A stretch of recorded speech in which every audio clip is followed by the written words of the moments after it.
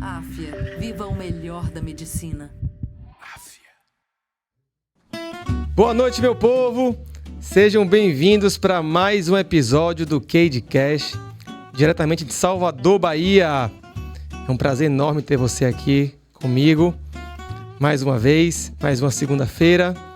Queria agradecer a todos os inscritos, aos recém-chegados aqui no canal.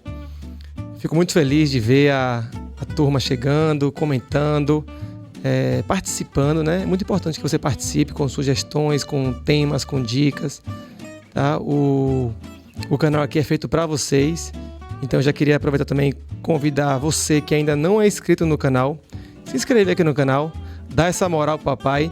Isso é muito importante para que o canal continue crescendo, para que mais pessoas tenham acesso a esse conteúdo de forma gratuita, tá bom? Então, compartilha com quem você gosta já aí, com quem você acha que merece esse conteúdo. A gente está sempre falando sobre alimentação saudável, longevidade, bem-estar, né, sobre fake news em saúde, foi o tema da semana passada. Então, isso tudo graças à participação de vocês, tá bom? Então, ativa as notificações, curte, dá like, aperta todos os botões aí, tá bom? Porque tá muito legal, o canal tem crescido e se não fosse vocês, né, a gente não estaria aqui. Então, muito obrigado pela sua presença, tá bom? Hoje eu tenho dois convidados, duas feras aqui, dois caras que eu aprendo muito, né, e que tem muito a compartilhar aqui. Hoje a gente vai falar sobre um tema que é um tema que eu tenho me debruçado e estudado e aprendido nos últimos 10 anos, né? Um lado empreendedor do Daniel. Eu já falei algumas vezes com vocês aqui, né? Inclusive, vocês que acompanham já o canal, sabem, né, que uma parte das marcas que eu anuncio aqui são marcas que eu participo. Então, a gente vai falar hoje sobre alimentação saudável, mas vamos falar num contexto de tendências de mercado. Então, esse conteúdo já é para você compartilhar, convidar você que é nutricionista ou conhece algum nutricionista, você que é do ramo de alimentação saudável, que empreende em alimentação, você também que é consumidor, porque o que a gente vai falar aqui hoje é muito importante para que você, como consumidor, saiba o que você está escolhendo, saiba como escolher, saiba o que você está consumindo, colocando na mesa de casa para comer junto com sua família, né? Então vamos falar sobre hábitos de consumo, sobre a indústria de alimentos aqui no Brasil, os desafios de uma nova indústria de alimentos, de uma nova era, né? Que é justamente esse futuro mais saudável, né? E eu tô aqui com dois caras que estamos juntos, né, tentando fazer, deixar esse legado e fazer disso uma realidade. Já estamos fazendo, né? Eu queria, antes de passar a bola para eles e apresentar eles, eu queria agradecer aos patrocinadores. Então, primeiramente, queria agradecer a Muri, que é a marca de roupas que me veste, que planta árvores. Para cada peça de roupa vendida, uma árvore é plantada. Estampas inspiradas na natureza, tem QR Code aí, acessa o site, venha plantar com a gente. Queria agradecer a Fruct, que é uma empresa baiana de alimentos saudáveis e liofilizados. Vocês já viram, a gente estava até comendo a bananinha aqui, mas já foi. Queria também agradecer a Aroma de Gaia pelos óleos essenciais. Já joguei aqui um óleozinho no difusor para poder deixar todo mundo zen aqui, calminho. Queria também agradecer a Vero Brodo. Vero Brodo! Vamos falar sobre a Vero Brodo bastante aqui hoje, que é essa nova linha de produtos que chega ao Brasil, os caldos 100% naturais, sem conservante, sem aditivo químico, muita nutrição, muito sabor e praticidade. Hoje a gente vai revelar como é que faz, qual o trabalho que dá para poder fazer uma coisa tão modéstia à parte, tão espetacular que são esses produtos que vocês devem conhecer, tá bom? A gente está com um cupom de desconto também no site. Já estamos em vários lugares no Brasil, várias redes, a Rede Oba, já estamos entrando no Pão de Açúcar, tem no Empório Santa Luzia, daqui a pouco está aqui em Salvador também. O negócio tá fluindo. E que mais? Esqueci de alguma coisa? Não, né? Então pronto, então vamos nessa, que a hora é essa. Eu queria apresentar vocês, os meus convidados. Eu estou aqui na minha frente com um grande parceiro, o Rafael Vaz. Rafael além de ser um cara muito sensato, um cara muito experiente já. O cara é um administrador de empresas. Tem a minha admiração por ele ser quem ele é e por vir de uma família tão bacana, né? Eu já conheci a família dele toda em Brasília, a mãe dele, a família toda, os irmãos. O Leandro esteve aqui já. É um cara admirável e que vai falar aqui sobre business, negócios nessa área que ele já empreende há alguns anos, né? O Rafa tem várias certificações, já estudou fora do país, já empreendeu, já caiu, já levantou, já tem, né? Tem muita experiência para contar. Rafa, seja muito bem-vindo aqui. Prazer, meu. Tava faltando Boa você vir aqui, irmão. Chegou o dia, vamos embora. Legal, veio de Brasília só para poder gravar aqui o CageCast. Eu tenho também aqui o verdadeiro guru, Alexandre Rodrigues, que eu conheci através do Rafa.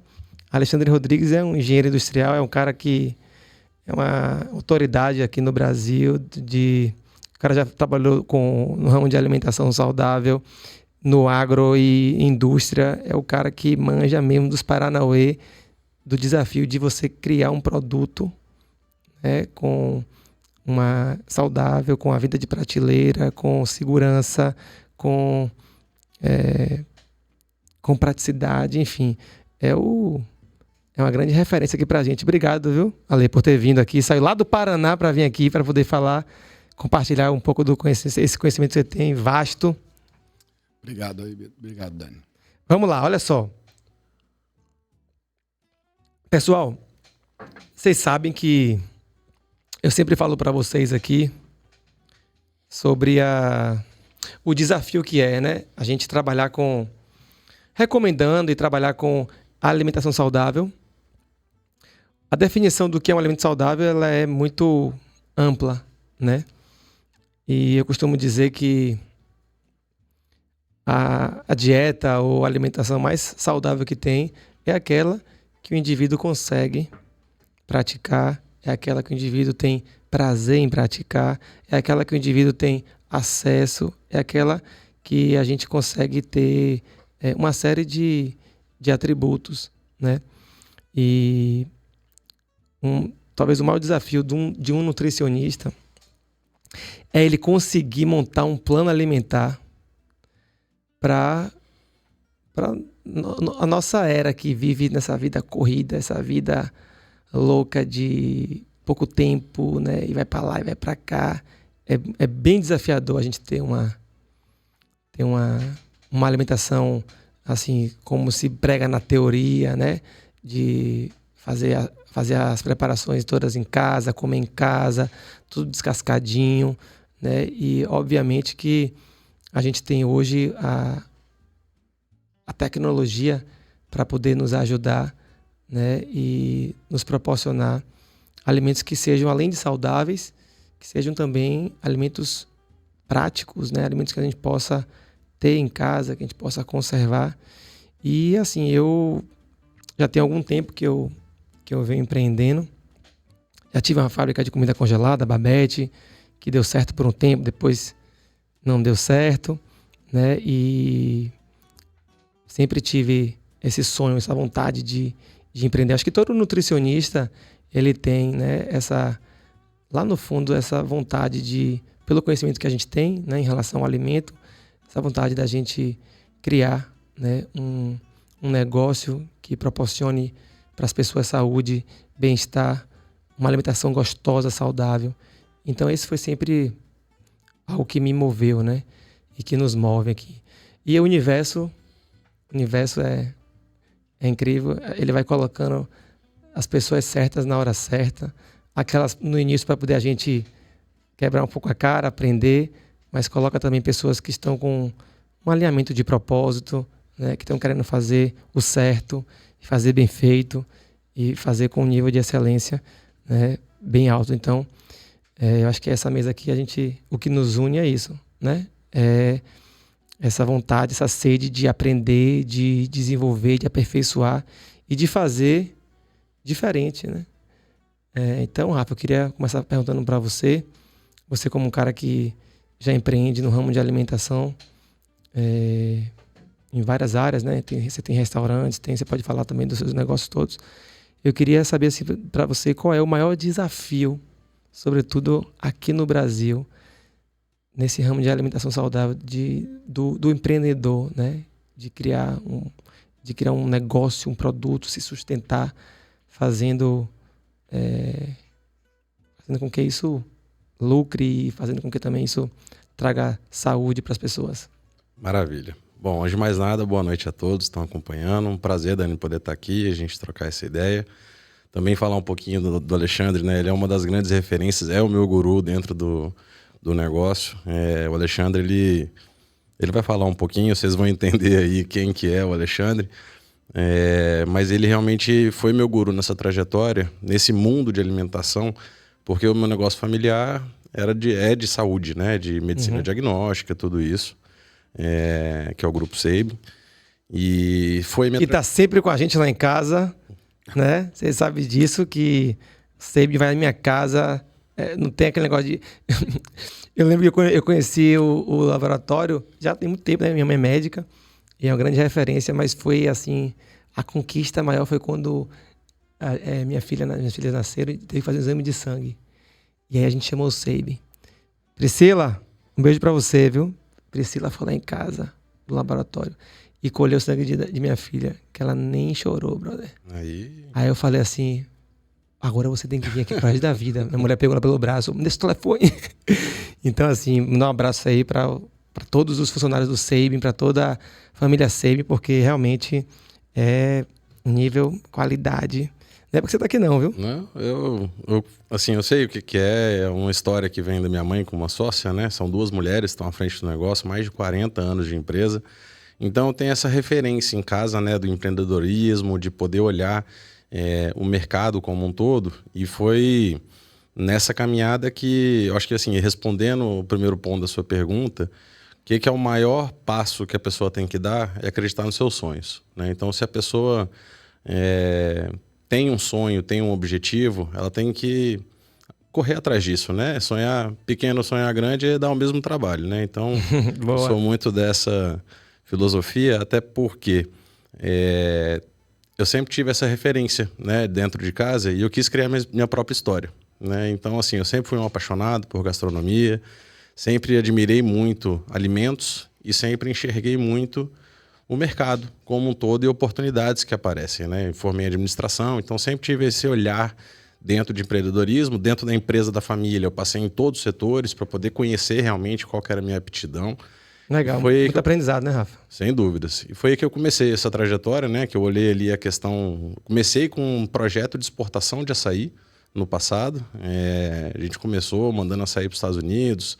Chegamos a ser a principal marca de açaí nos Emirados Árabes por 2 anos seguidos, e foi muita experiência que eu adquiri ali, e foi desse momento, né, que a gente estava procurando crescer e expandir, que a gente começou a ter um olhar de buscar uma indústria de fato, né? Porque antes eu só terceirizava uma produção, tinha várias certificações do produto, orgânico, sem transgênico, tudo que você puder falar do produto, assim, de saudável e de empresa B, né, essas coisas assim, a gente já tinha esse olhar. Isso em 2014, né? Então foi dali que eu comecei a ter essa visão. E quando eu comecei a procurar o próximo passo, que seria realmente a gente ter uma própria indústria e começar a trazer isso para o mercado, foi aí que eu conheci o Alexandre, né? O Alexandre, ele foi um dos responsáveis de trazer Del Valle para o Brasil. Acho que os grandes projetos de sucos, de bebidas... Em escala, né? Em escala no Brasil, tem um toque do Alexandre dentro, sabe? Então ele foi um guru, ele continua sendo, é uma pessoa que é muito visionária dentro disso tudo.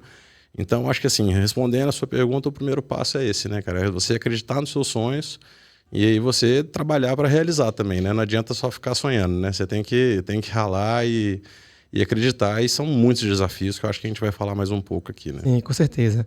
Eu lembro que quando eu tive a indústria de congelados, foi ali, eu estava no consultório na época ainda, e aí o que me motivou a fazer isso foi o seguinte: primeiro que todo ano eu vou para os Estados Unidos, né? Ali com menino pequeno, Disney, aquela coisa de ficar em Orlando. Aí eu, às vezes, ficava de saco cheio de ficar no parque, ia pro Whole Foods, Fresh Market, ia, né? Publix, ia para todos os mercados e ficava, né? Nutricionista tem essa onda. Ficava o dia inteiro ali, ó, passando nas gôndolas, olhando cada produto. E aí eu lembro que cada ano que passava, eu ia vendo a arte de congelado crescendo, né? O que era um freezer, no torno eram 3, 4, uma parede, um corredor. E eu falava, zorra, né? O negócio. E aí eu via do lado de casa do consultório eu tinha uma demanda absurda. Daniel, você não faz uma quentinha, uma coisa para poder eu comer, não? Eu vejo você postando seus pratos. Poxa, Daniel, é tão difícil eu garantir essa comida saudável. Tem quem faça. Aí, enfim, os desafios, né, da vida moderna. Eu não almoço em casa, ou eu minha funcionária não sabe cozinhar, ou eu não tenho uma funcionária, ou, né, é isso, aquilo. E aí, rapaz, era tanto pedido, que eu comecei a pensar nisso, né? Nessa possibilidade. Eu falava, como é que eu vou fazer isso? Aí não tem como eu fazer isso, eu preciso de alguém e tal. Aí comecei a pesquisar. E aí comecei a entrar nesse mundo, nesse universo. E aí eu lembro que quando eu viajava, eu comprava um monte de... Comprava uma de cada, uma quentinha, uma embalagem de... Um prato pronto, né? Congelado. E aí ficava comendo. Aí tinha uns que eram horríveis. Tinha outros que eu olhava o rótulo e falava assim, não, isso aqui eu não vou nem abrir, né? E aí eu fiquei uns 2 anos nessa. Na época aí fiz um plano de negócio e tal, e fui começar a montar a empresa. Aí fui para Engie Food, São Paulo, todas essas FISPAL, essas feiras. E aí, enfim, encontrei um cara que tinha uma cozinha, uma planta, e aí começamos. Bicho, foi uma época assim mais prazerosa para mim, porque eu fazia os testes e com ultracongelamento e botava comida. Eu lembro que tinha um prato que era o prato que eu mais gostava da minha casa, era arroz negro com purê de mandioquinha e um filé de peixe. E aí eu comecei a fazer, e aí eu comecei a ver as dificuldades de fazer com que aquilo que eu fazia em casa conseguisse se manter com qualidade, com sabor, com cheiro, com aparência, para que a pessoa comprasse, para que a pessoa pudesse levar para casa e consumisse. E aí é isso que eu lhe pergunto, Ale. É um negócio bem desafiador você trabalhar com comida, sobretudo saudável, né? Minimamente processada, sem o uso de aditivos, e você garantir que aquilo ali chegue na mesa das pessoas, né? Seja congelado, seja envasado.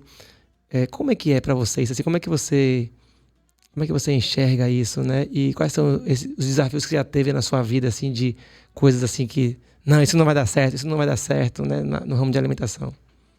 Obrigado aí. O Rafa já falou que eu sou guru. Acho que essa resiliência permanente de se encontrar com todas as possibilidades de se ter aonde é a origem de tudo, né? Aonde nasce esse alimento. Como ele nos é oferecido para que ele chegue aos grandes centros, para que ele chegue nas nossas gôndolas e para que chegue aos parques industriais de transformação. Logo que os parques industriais se tornam distantes das unidades de produção. Quando você depara com o Brasil, da nossa capacidade continental, nós entendemos que muitas vezes estamos a 2.000, 3.000 quilômetros da origem daquela matéria-prima e que essa origem ela tem todo um contexto. E esse contexto, indo ao passado e fazendo algumas reflexões, quando da engenharia eu iniciei na área de construção, na área de mineração, eu olhava o minério de ferro sair de Itabira e ir para o Japão. E ali dizia que levavam o minério e lá eles beneficiavam do minério um outro metal, que era o ouro, que estava contido ali.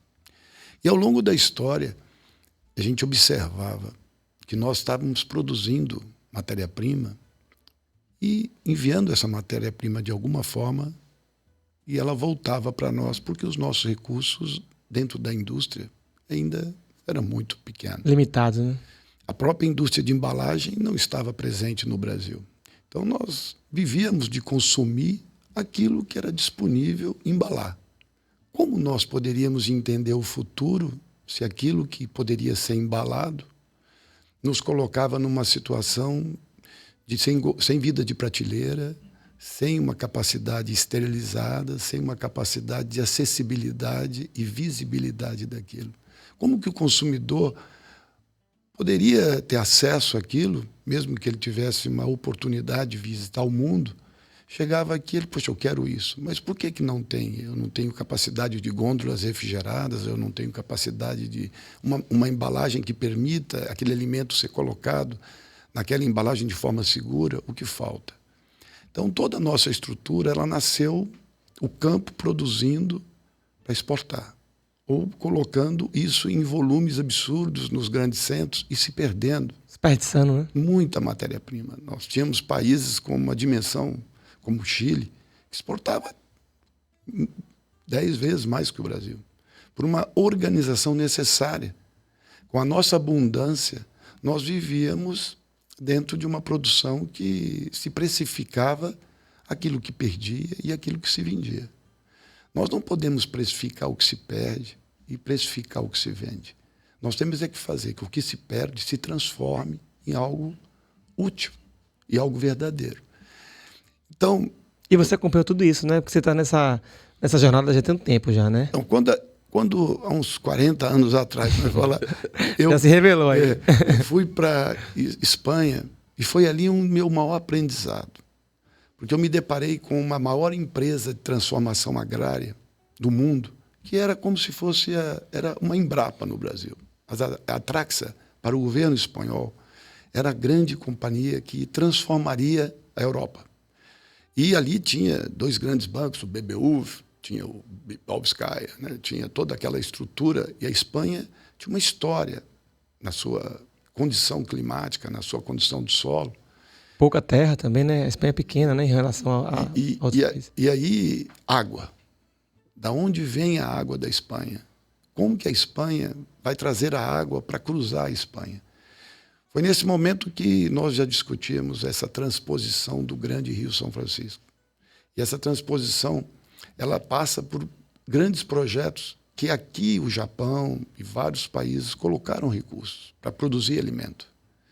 E esses projetos ficaram à deriva de uma falta de industrialização, como os projetos que nasceram com muito recurso e ali não se implantou uma cultura de ensinar aquele pequeno agricultor ou aquele colono que você não adianta dar água para ele ou dar energia para ele se você não dá o conhecimento para ele.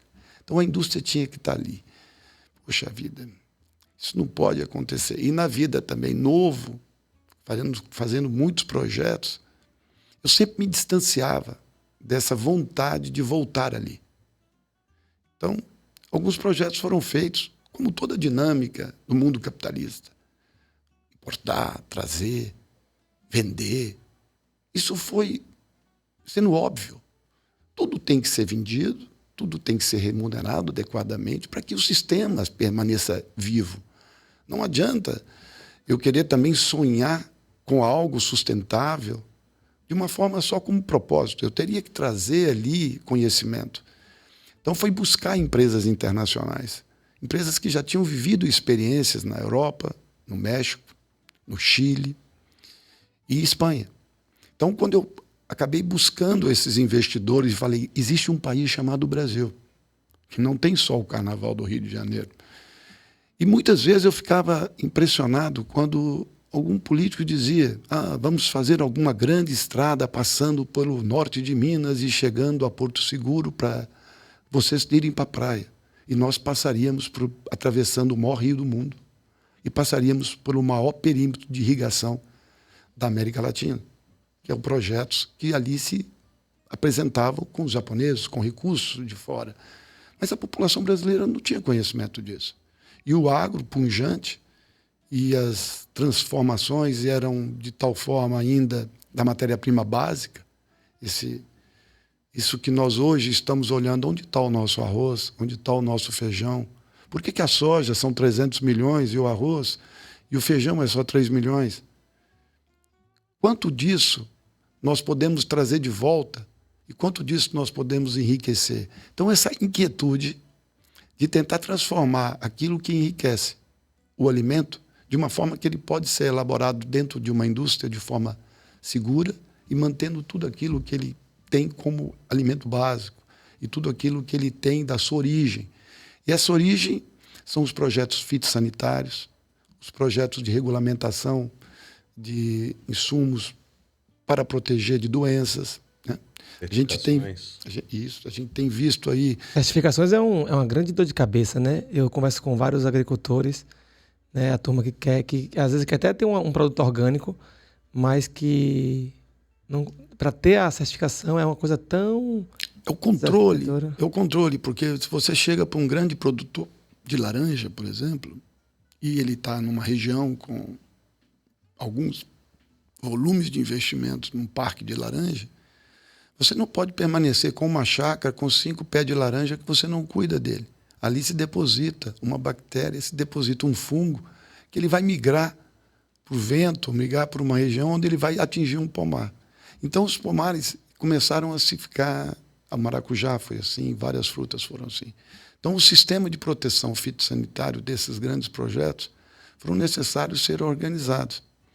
E muitos projetos se renderam à dificuldade logística, à dificuldade de transformação, à dificuldade de abastecer os seus grandes centros. Então os grandes centros começaram a puxar essa produção para dentro, próximo às grandes cidades, os cinturões verdes, e que ali não tinha um controle adequado da água, o controle adequado da irrigação. E essa irrigação, ela estava levando a essas áreas algum tipo de agrotóxico.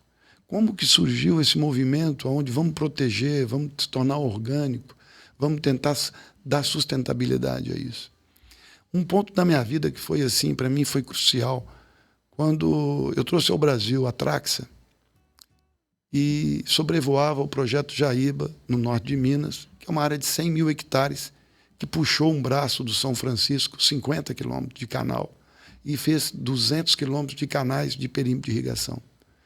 Tinha um Dionísio, um professor da faculdade, e um professor do IRIDA, que era o centro de irrigação da Espanha, que eu peguei um avião e nós estávamos sobrevoando. Na hora que eu olhei para trás, ele estava chorando, ele devia ter uns 65 anos, eu tinha uns 28. Falei, Dionísio, o que passa? É Deus. Ele olhava para o projeto, olhava para o Rio São Francisco, e olhava para toda aquela imensidão e chorando. Porque quando você sobrevoa alguns países da Europa, e agora recentemente eu e Rafael fomos fazer algumas visitas em algumas indústrias na Europa, não tem, tudo automatizado, não tem mais mão de obra, mas não tem energia, não tem biomassa, não tem água, não tem gás, a guerra. Então e o Brasil? Poxa, nós voltamos para casa em toda viagem dessa com uma certa motivação. Nós estamos certos. Vale a pena seguir. E quando o Rafael fala que eu sou guru, não, ele é meu guru, porque eu quero jovens que acreditem no Brasil. Se pegar o Rafael com a trajetória da família e o sucesso, e ele está aqui num desafio para buscar a industrialização, para buscar trazer isso para dentro de um produto, onde ele poderia estar em Andorra, poderia estar no mundo vivendo uma outra vida, ele está trabalhando, produzindo, indo para a fábrica, pegando estrada, indo para dentro dessas coisas. Então isso aqui é motivador. E essa motivação a gente tem que multiplicar ela em qualquer ambiente que a gente esteja oferecendo o que a gente produz. O supermercadista, ele tem que olhar para a indústria de forma diferente.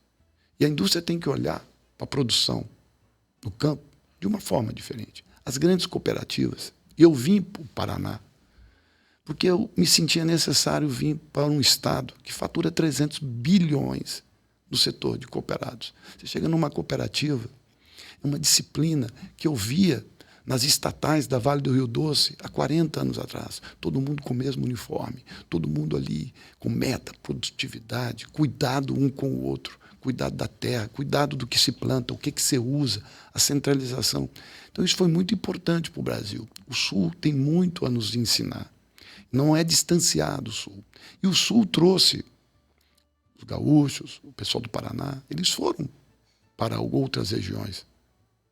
E foram importantes eles irem, Porque quando eles iam para uma fazenda, numa região a ser desbravada, eles iam no banco, tiravam um financiamento. Eu lembro muito bem disso. Compravam máquinas, faziam um galpão, colocava a máquina debaixo, deitava numa rede e deixava cuidar das máquinas. Muitos aqui viam a abundância dos recursos de banco para fazer uma área, pegavam a fazenda, faziam uma casa, uma sauna, uma piscina, faziam um staff e punham as máquinas no tempo. Deixa aí, depois eu não vou pagar o banco. E foi isso que aconteceu com vários projetos no Brasil, projetos de fruticultura, projetos de produção. Então, há uma desconexão aí de valor. E se nós imaginamos que hoje nós somos um sucesso no agro, também não é porque nós somos maravilhosos, que nós somos. Olha o que eles produzem lá fora, nas condições que eles produzem. Deus nos deu algo que nós temos que agradecer todos os dias. Tempo de fotossíntese, terra, água. O aquífero Guarani estava falando mais cedo, a gente estava conversando lá fora.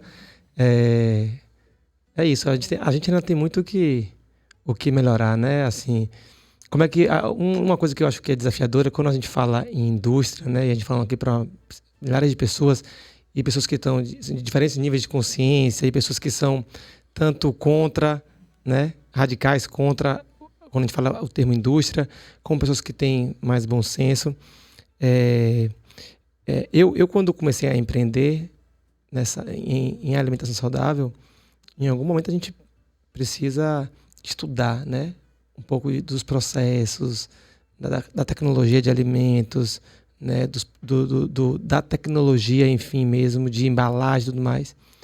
E eu vejo que muitas pessoas ainda não têm muita noção de diferenciação, não conseguem diferenciar o que é um alimento saudável embalado do que é um alimento não saudável embalado, né? Eu acho que ainda tem muito esse ranço de estar dentro de uma embalagem, isso não é tão legal, né? E eu tenho visto que vocês, de agora eu junto com vocês, né, nesse projeto do Vero Brodo, que a gente já vai falar daqui a pouco, é muito instigante a gente conseguir. Eu acho que o que a gente está fazendo, né, já está fazendo, é um nível de inovação no Brasil que me deixa muito orgulhoso, né, da gente conseguir fazer um alimento que seja seguro, saudável, sem aditivos químicos, sem conservantes. De fato, um alimento que a gente possa dar para nossos filhos, né? E saboroso, né? E saboroso, que é o maior desafio, né? Mas, Dani, eu acho, dentro do que o Alexandre trouxe, tem muita riqueza na fala dele. Porque hoje, realmente, quando a gente olha o que o Brasil tem virado, é um leque de oportunidades, né? Nós temos realmente uma abundância, né? Graças a Deus aí de território, de recursos naturais. E o empresário brasileiro tem investido em tecnologia. Então, assim, é importante, já que tem muita gente que não conhece muito da indústria, desmistificar essa ótica do que você estava citando agora, né? Quando a gente olha, eu citei um pouco aqui sobre certificações, para nós é a melhor validação que tem.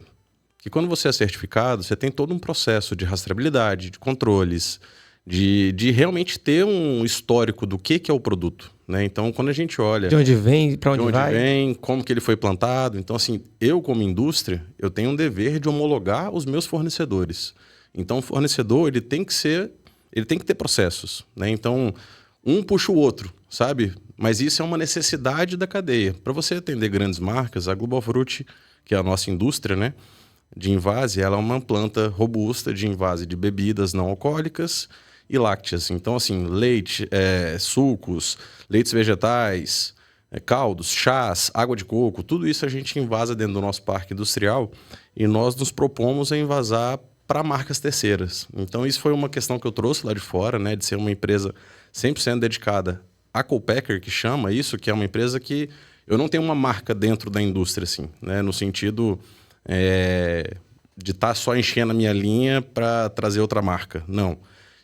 Nosso propósito é atender grandes contas, grandes marcas, e isso a gente tem feito, né, atendendo aí Coca-Cola, McDonald's, entre outras contas. Então, assim, para atender esses grandes players, você tem que ter um controle muito grande, né? E como que você consegue ter isso? É com essa rastreabilidade, certificações, muito investimento, né? Saber trabalhar dentro da indústria, trabalhar performance, evitar perdas. É muito fácil ter perdas dentro de uma indústria, né? É muito caro, né, você conseguir chegar em um nível de performance, né? E você tem que investir muito em pessoas, não é só equipamentos. Claro, né, tem que ter automação, tem que ter várias questões de indicadores, mas também o passo de estar com pessoas dentro acompanhando. Então, assim, investir em time qualificado é um desafio muito grande, sabe? Então, quando a gente olha um produto, tem que tentar entender o que tem por trás dele, né? E quando a gente olha o caldo, por exemplo, que a gente vai falar mais, é um projeto, é um produto que passa por um longo processo, né, de produção, de tudo isso, para poder simplificar as pessoas, a vida das pessoas, né? Queira ou não queira, o propósito, o caldo, como a gente já fala, e falando um pouquinho já entrando, é uma questão que é milenar, né? Quando a gente vai olhar isso aí, a vida inteira, né, desde no passado mesmo, você já tinha essas caldeiradas que o pessoal colocava os animais, botava tudo dentro e fazia uma sopa ali que olhava. Obviamente, hoje em dia, todo mundo está procurando uma praticidade, rapidez e tudo isso. E aqui o que a gente consegue trazer é um produto super complexo, a gente vai falar um pouquinho disso aí, de uma forma simples que a pessoa abre e tem um produtaço na mão, né? Saboroso, nutritivo e tudo isso. E aqui tem muita tecnologia, né? Parte desde a embalagem, parte aí da seleção de fornecedores, como que esse material chega dentro da indústria, qual água que é usada. Então, assim, tem muitos pontos dentro da indústria que precisam ser enaltecidos, sabe? Eu acho que é aí que tem que ter o olhar das pessoas, né? Compreenderem o que é isso. Deixa eu contextualizar, claro, que eu acho que vai entrar uma pergunta que eu quero fazer ali. Eu fiquei muito feliz, né, desse encontro nosso e de desenvolver, de fazer parte do desenvolvimento desses produtos, porque uma das coisas uma constatação que eu tive logo que eu me formei em nutrição era de que eu sabia tudo de nutrientes, mas não sabia quase nada de comida, de alimentação. E a gente não come carboidrato, proteína, gordura só, a gente come comida, né? A gente come ao redor da mesa, a gente come com pessoas, com famílias, relações, enfim, tem uma série de questões comportamentais. E aí me deu assim uma certa frustração de eu falar assim, poxa, bicho, eu preciso aprender, né? Aprender a entender o que está por trás da comida, aprender a fazer uma boa comida. E com todas as memórias afetivas da minha família ao redor da mesa. E aí eu contratei um professor de culinária, né? Um chefe de cozinha. E eu lembro que a primeira aula que foi lá em casa, ele falou, Daniel, o segredo da culinária, vinha da culinária francesa. Ele é o caldo. A alma de um prato são os caldos. Então você vai aprender, a primeira aula é aprender a fazer caldo. A gente fez um caldo de vegetais e eu achei fantástico, né? Porque, você entende, a gente, por ser nutricionista, já sabia já, né? Da quantidade de aditivos e por exemplo, o caldo em tablete e outros temperinhos em pó e temperos né, tipo ketchup, mostarda, essas coisas. A gente sabe do valor pobre, né? O pobre valor nutricional, da questão do glutamato monossódico e, enfim, de todas as questões de conservantes. Mas eu não tinha ideia de que o caldo, naquele momento, era uma coisa que vinha desde que o homem começou a domesticar o fogo, né? Desde que o homem começou a cozinhar, né? A preparar os alimentos, os caldos e todas as partes, né? Que a gente não considera nobres hoje em dia, como vísceras e como os ossos, né? O tutano. Aí eu fui pesquisar isso, né? E aí eu comecei a entrar num mundo assim, estudar a história da alimentação e fui ver o que é a base da alimentação tradicional, de povos tradicionais, né? Desde os indígenas e tal. E aí eu me encantei com isso, né? Comecei a fazer os caldos, na época era um trabalho desgramado, horas ali no fogo baixo, aí depois eu enchia as cubinhas de gelo com caldo de vegetais. Cheguei a fazer um caldo de polvo, caldo de camarão. E, enfim, acabei abandonando isso por conta da dificuldade de tempo, né? De fazer isso, de planejar. Queria fazer um prato e o caldo, já devia ter feito, né? E aí, todas as viagens que eu ia com a família para os Estados Unidos, eu passeando nas gôndolas do mercado, eu via os caldos, né? Via bastante caldo, várias marcas, e eu comecei a comprar os caldos porque eu sabia que o segredo da comida gostosa, né? Não só gostosa, mas saudável, eram os caldos. E obviamente ia lá ali o rótulo, e eu lembro que minha mulher e meus filhos chegavam no parque e eu já fazia um rango, sacou? Então eu fazia um risoto, eu gosto de coisa com caldo, na minha família tem isso, né? A gente gosta de coisa com caldo, carne de panela, ensopado de frango com quiabo e abóbora, o feijão e tal. E aí eu lembro que eu voltava pro Brasil e eu sempre ficava me questionando, porra, por que aqui não tem caldo? Por que a gente não encontra isso? Por que só aquele tablete, né, que eu sabia que era perigosíssimo, né? Cheio de sódio, cheio de glutamato, cheio de conservante.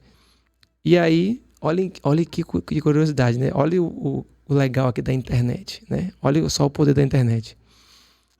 Raquel, dá um abraço para Raquel, a irmã dele, o Leandro, enfim, eles acompanhavam também o meu trabalho. E a gente, numa feira, não foi, Rafa? Numa feira na Naturaltech, eles foram lá no stand, né? Porque eu estava lá com a tia Sônia, eu acho. Foi. E aí, vamos bater um papo, vamos conversar. E aí, a gente foi apresentado. Você também estava ali? Estava nesse dia? Estava. A gente tomou café. E aí, a gente conversou sobre essa linha de produtos que vocês já estavam né, idealizando.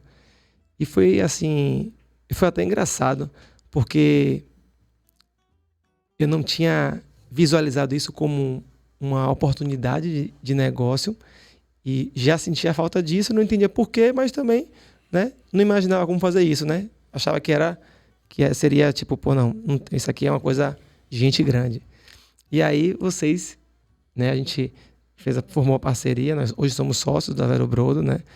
Essa marca que, enfim, começou agora no Brasil. A gente está com quantos meses, Rafa? Desde junho que a gente começou, então 3 meses aí. E foi um projeto tão bacana que até a patroa chegou junto, ela, gostei disso aí, eu acredito nisso aí, né? Então, eu queria que você falasse um pouco sobre esse mercado, Ale, esse mercado de caldos lá fora. Por que aqui no Brasil isso começou agora, né? E por quê? Quais são os desafios desse mercado de caldos, né? Caldos de comida mesmo, de verdade, e que também está embutido aqui o mercado de proteínas, né? Porque um caldo desse aqui, por exemplo, de galinha, o bone broth, caldo de osso, tem 20 gramas de proteína. Uma vasilhinha dessa de 15 ml. Né? Isso aqui é muito incrível. As pessoas falam, pô, Daniel, sério? É sério, é verdade? Falou, você acha que eu ia entrar num negócio desse se não fosse? Né? Então, fala um pouquinho sobre essa complexidade. A nossa entrada aí nesse ambiente da embalagem e da tecnologia. E como que a gente possa avaliar todos os tempos de inovação dentro da prática real de como conduzir um alimento líquido e conduzir um alimento úmido, aonde eles têm que estabelecer uma segurança. E se preservando também os nutrientes. Né? A Tetra Pak, por exemplo, como uma das grandes companhias mundiais, coloca no seu selo aí, um selo e diz, protege o que é bom. Eu sempre me questionei, discuti com a Tetra Pak ao longo da nossa história, porque ela tinha que vender embalagem. E por muitas vezes, ela embalou algo que não era bom. Então eu perguntava, como que você diz o que protege o que é bom? Mas a gente não pode administrar, o cara compra a embalagem, ele tem um processo tecnológico, mas a embalagem que ele está usando, ela protege o que é bom. E ele está colocando o que é ruim lá dentro, com conservante. Então isso deu ao consumidor uma visão muito equivocada da embalagem não presta. Embalagem e não presta. Então, na verdade, a Tetra Pak, ela propôs... Acho que é igual a comida congelada também, né? Que começou com coisas, nuggets, pizzas... Eu vou buscar aquilo que o consumidor compreende na visão dele, que é fresco e é saudável. Não quer dizer que fresco e é saudável, está garantido a sua estabilidade do processo daquele alimento. Uhum. O importante é como eu transformo um alimento e preservo as características que ele é bom e permanece bom e eu consiga colocar ele dentro da embalagem. Então não é só a embalagem. A Tetra Pak tem 68 anos de Brasil. É uma empresa sueca de cartonados. E essa empresa, ao longo da história, ela viu o consumidor brasileiro ver aquele leite que você, na minha época, quando criança, numa cidade, numa grande metrópole, o caminhão de leite chegava num caminhão-tanque na rua e as senhoras saíam para a rua para abastecer em garrafa de vidro ou num balde o leite que era vendido a granel. Depois o leite foi aparecendo no saco plástico, depois o leite foi aparecendo em vidro, depois o leite foi aparecendo em outras embalagens, até que surgiu a embalagem cartonada. Nesse momento, houve uma grande transformação e o oportunismo da indústria também em querer estabelecer tudo aquilo que ele poderia transformar líquido e colocar dentro daquela embalagem, que aquele produto não se deterioraria. Então, muita qualidade de alguns produtos, a gordura natural do produto, a estabilidade, a integralidade daquele produto, ela começou a ser retirada. Aí começou a fazer o queijo, começou a fazer outros produtos, e o que ia para dentro da embalagem líquida era algo branco, que parecia leite, mas não era mais aquele leite que ele consumia no granel, na vaquinha, ou naquele primeiro saco refrigerado. Então, essas percepções deram às pessoas uma certa visão equivocada. E essa visão equivocada, ela hoje, pela nossa comunicação e pela tudo que você falou... Pela própria transparência, né? A gente vive a era da transparência. Total. Então, não tem como esconder. Não tem. Hoje você tem que ler o rótulo. Hoje você tem que ler o ingrediente. Hoje você tem que olhar que aquela embalagem, se ela é tecnológica, qual o processo que ela usa para não destruir aquele alimento e as características dele e colocar ali dentro. Então, a máquina de envase é uma etapa do processo. Atrás dela existe milhões de processos para que aquele produto saia do campo ou saia do frigorífico, venha de forma adequada, perfeita, até a indústria. Aquilo é desembalado dentro da embalagem primária e aquilo entra dentro da indústria. Aquilo é transformado dentro da indústria numas etapas extremamente importantes para que ele permaneça com as suas características e vá até dentro da embalagem. Que etapa é essa que pode ter ruptura? É aí que está a certificação, é aí que estão os processos, onde você limpa, lava e... Só um ponto aqui, Ali, para complementar o que você está falando. E olhando não só o passado, né? Isso aí não tem como a gente viver o futuro sem ter essa referência do que já aconteceu. Mas quando a gente olha as tendências de mercado, e isso dados da Euromonitor, que é um dos principais institutos de pesquisa, né? Tá tendo uma mudança muito grande do perfil do consumidor, né? Então, antes o pessoal não tinha informação. Então, o que está acontecendo? Não questionava, né? Não questionava. Então, o pessoal colocava o quê? Um produto docinho, gostoso, saboroso, e aquilo foi indo.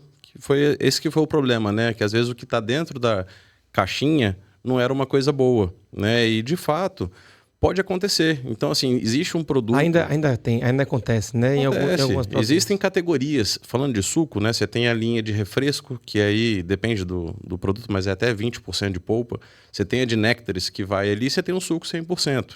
Então, assim, mesmo dentro de uma caixinha, você pode ter um produto que seria um produto mais em conta, mais low cost, né? Mais acessível, que consiga trazer isso aí, né? Alguma questão, mas que tem menos concentração de polpa e menos tudo. Então, o que está acontecendo hoje, até pelas legislações novas que a gente vê, os sinais que tem ali em cima, alto, etc. Então, tem como o consumidor saber o que está consumindo e cada dia mais as pessoas estão olhando, lendo o rótulo, buscando entender o que ela está ingerindo, né? E aí, o que você citou, um ponto importante para ter uma dimensão do que é essa categoria, 10% de todas as embalagens Tetra Paks vendidas nos Estados Unidos são em caldos igual ao nosso. Então, assim, olha o tamanho desse mercado quando você olha fora, né? Quando a gente olha a questão de caldo internacional, Europa, isso aí já é uma coisa tradicional lá né? Como você falou, na França é o bouillon, Itália, brodo, a gente tem os caldos também na Espanha, que são muito conhecidos, e nos Estados Unidos você tem uma especificação maior, que é o que a gente trouxe, entendendo o mercado, né? Então, assim, era só para trazer um pouco da sua pergunta ali, nesse sentido, como que é esse mercado fora, né? E é um mercado que já é super consolidado. Aonde você vai já é uma realidade. Como você falou ali, né? Quando a gente viaja, hoje o nosso lazer, ainda mais para quem é do ramo de alimentos, é passear no mercado, né? Qualquer lugar do mundo que eu vou. Eu volto cheio de tempero, é um shoyu. Você trouxe até uma vez um shoyu. É um shoyu que tem não sei o que, metade da minha mala as especiarias. É alguma coisa. É a baunilha. Eu acho muito legal você falar isso, Rafa, porque é o seguinte: a gente está caminhando, eu como profissional da área de saúde, a gente está caminhando para um momento que assim, a indústria de alimentos ela não paga a conta do hospital, a conta. O rombo no orçamento, né, por conta de saúde, de doenças, por conta de má alimentação, né, de sedentarismo. Então, eu acho que vai acontecer, já está acontecendo naturalmente, uma pressão muito grande por conta não só do consumidor, mas eu acho que isso vai acabar também sendo cada vez mais do Estado, de pressionar para que, meu irmão, não bote... Não entupa, não vai botar um negócio entupido de açúcar, que só tem açúcar. O primeiro ingrediente é açúcar, o segundo é sal ou é gordura, né? A gente precisa... Vem a tributação a mais. A gente precisa encontrar uma forma, né? Da gente favorecer que haja essa mudança. Então, pelo que eu entendi, Alex, que você está me trazendo, isso aqui não seria possível sem também todo esse avanço da tecnologia, né? Então, aí a gente está apresentando aí algumas propostas, né? Até um querido aí, que é a sua demanda pessoal. o feijão, por exemplo. Vocês aguardem que isso aqui é o meu xodó. Feijão, caldo de feijão. Sabe aquele feijão? Eu sou neto de sergipano, pô. Meu avô, quando era pequenininho, ele amassava o feijão, botava farinha e me dava uma papinha de feijão. Bom demais. Arroz e feijão é a comida do brasileiro, né? Inclusive, o brasileiro está deixando de comer arroz e feijão, infelizmente, para comer ultraprocessado, macarrão instantâneo, biscoito, né? Farinha de trigo, basicamente. E isso está tendo um peso absurdo, né, em termos de saúde, né? E aí, quando eu falei do feijão, quando eu provoquei vocês, eu falei, não, a gente tem que fazer feijão. O feijão... Primeiro foi foi uma coisa que a gente concordou, né? Se tiver conservante, eu tô fora. Primeira coisa. É interessante quando você pega um feijão, né? A gente compra o feijão de uma empresa que abastece as gôndolas dos supermercados e o feijão de primeira qualidade. A gente leva esse feijão para a indústria. E aí a gente faz toda uma seleção nesse feijão.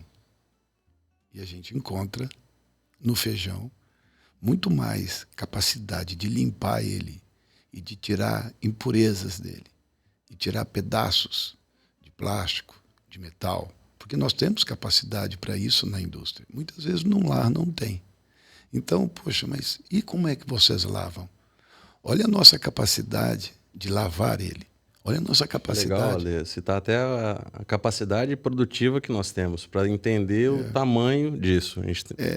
Hoje são mais de 6 panelas de 5.000 litros, né, que a gente consegue produzir simultâneos e ainda está instalando mais tanques, enfim, vários processos que a gente vem olhando para aumentar realmente essa capacidade. Então, quando a gente olha, é uma coisa em escala. Então, pensa... Aquela que eu fui era uma cozinha menor, tô doido para conhecer a maior, né? Essa que tá ficando pronta. Eu gosto muito de brincar com os amigos, assim, que a Global, por exemplo, é um parque industrial robusto, um parque industrial que tem 18 anos e que ele foi um investimento ao longo desses 18 anos, em 3 etapas. E essa última etapa que foi muito importante. Fala só um pouquinho mais perto aqui. Essa última etapa foi muito importante. Mas tem uma coisa que eu gosto muito, eu gosto de me voltar aos filmes, né? E eu gostava de Star Wars ali e de Guerra nas Estrelas. Eu achava muito interessante, numa época que a gente não conhecia tecnologia, a gente vê o Capitão Kirk pegar o Spock e viajar pelas estrelas. E chegava num planeta com uma nave que viajava numa velocidade e com um comando rápido, altamente moderna e sofisticada. E você observava que eles não iam ao banheiro, não faziam nada, nem comiam. Então, nós temos que entender que por toda tecnologia que existe, nós vamos ao banheiro. Essa é a nossa vida. Nós somos um ser humano que, se nós pararmos de ter o básico, nós não sobrevivemos. Então, a indústria, ela é, para mim, uma enterprise. Eu quero sentar numa indústria e olhar com tecnologia. Mas para que eu possa navegar nessa enterprise, eu tenho que navegar dentro daquilo que eu me propus a fazer no setor de alimento.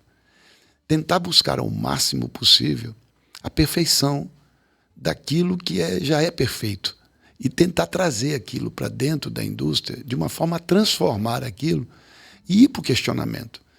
Eu já participei de alguns grandes questionamentos da indústria de bebida, de alimentos, que passam pela indústria. Há um desconhecimento muito grande do conhecimento da indústria. Muitas pessoas falam da indústria, mas não conhecem a indústria. Não sabem o que a indústria tem de tecnologia na área de cocção, na área de infusão. Eu mesmo era um desses. Pô. Quando logo me formei, a gente é um pouco doutrinado a ficar com os 2 pés atrás, né? Porque a gente não tem uma experiência de visitar, estagiar na indústria, né? Infelizmente, isso ainda é pobre, pelo menos aqui em Salvador, na Bahia. E quando eu comecei a empreender, fiz pau da vida, Engine Food, ver o Irinox lá, o ultracongelador e tal, eu comecei a ver uma tecnologia na época do congelado que fazia com que congelasse um produto sem formar cristal de gelo, porque o cristal de gelo, se formado, rompe a célula, extravasa nutriente, perde a aparência, perde valor sensorial. Então, assim, jamais ia imaginar que tinha uma tecnologia que pudesse fazer isso. Da mesma forma, quando eu conheci com vocês lá, que eu fui na Tetra Pak, fiquei impressionado com o que está por trás disso aqui, né? E também com aquelas coisas todas, né? Aqueles mitos de que isso aqui é colorido. Isso aqui é um dos que eu já cheguei a acreditar, né? Eu lembro que os caras explicaram isso aqui colorida porque a embalagem foi reutilizada. Não existe isso não. É igual, mas assim, você entra num hospital com alta tecnologia, entrega o teu corpo, que o Criador aí nos propôs algo que nós entregamos ali ao hospital, a possibilidade de nos abrir, retirar, trocar, costurar. E ali existe tecnologia, né? Existem equipamentos tecnológicos. É a mesma coisa com a indústria. Ela é totalmente tecnológica. Para que a gente possa ter equipamentos que façam uma etapa de processo, equipamentos que custam 3, 4 milhões de reais. São máquinas de alta tecnologia e que detecta metais pesados. Permite você não permitir que o produto, num fluido, em água, a água está num processo bem tratado. Hoje, avaliar a água do Brasil, uma água mineral, olha o nível de contaminação que nós temos dos nossos lençóis. Olha o nível de contaminação que nós temos de poços. Como que você controla isso se você não tiver todo um acompanhamento diário desse processo de análise? Como que você pega um produto líquido? Muitas vezes a gente chega numa casa, chega em qualquer local, tem um restaurante bonito, à beira de coisa, mas ali você pode estar consumindo veneno. Você pode estar consumindo de tudo ali, mas você não morre ali. Você morre ao longo da tua vida, onde você vai detectar câncer no intestino e outros problemas. Então, quer dizer, nós precisamos ter uma alimentação mais regulamentada, mais consciente, mas uma alimentação sadia. O que você coloca para dentro não pode contaminar. Mas nessa esfera, Alexandre, de ingredientes, e já falando da água, né? O tanto que é importante você ter uma estação de tratamento de água, e que na indústria isso é uma coisa normal para nós, mas que é altamente complexa, né? Você tem que passar ali em vários processos, carvão ativado, osmose reversa, enfim, tem vários pontos aí que você consegue ter uma água num padrão, né? Quando a gente olha o café, por exemplo, a maioria dele, 95% é água, né? Qual água que está sendo usada? Então, assim, quando a gente fala de ingredientes, né, começando pela água, esse é um ponto que é importante quando a gente olha um produto como esse nosso acabado, assim, que vem da indústria, tem esse cuidado, né? Esse parte daí.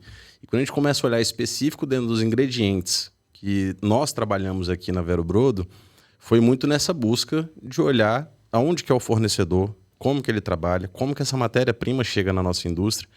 E aí, quando a gente começa a olhar na parte de sustentabilidade, tem muita coisa por trás aqui também, né? Nas imperfeições dos produtos há uma grande oportunidade, né? A gente sabe a quantidade de cenoura que não está bonita para a mesa, que ela é descartada, né? Ela vai para... Só por conta do formato mesmo. Né? Só por causa do formato, que ela não está bonitinha, mas é a mesma cenoura, né? O mesmo benefício nutricional, e isso tudo a gente usa, né? A gente consegue trabalhar dentro da indústria. Então, acho que é um dos pontos, né? Assim, por exemplo, quando a gente tem uma cocção de um vegetal, a cocção dele é completa. Cocção, pessoal, é cozinhar, é botar na panela e esquentar o fogo. E todos esses ingredientes, eles estão presentes com a casca e a semente. Porque o processo, ele é capaz de transformar esse alimento, que muitas vezes uma panela, um fogão, não tem essa capacidade. A velocidade do fluxo, a velocidade com que a gente aquece e esfria um tanque é muito rápida. Os equipamentos são muito robustos para isso, e o aço usado, a panela, é totalmente limpa. Então, como que a gente tem uma tubulação limpa? Como que a gente tem uma mesa limpa? Como que a gente tem um processo limpo?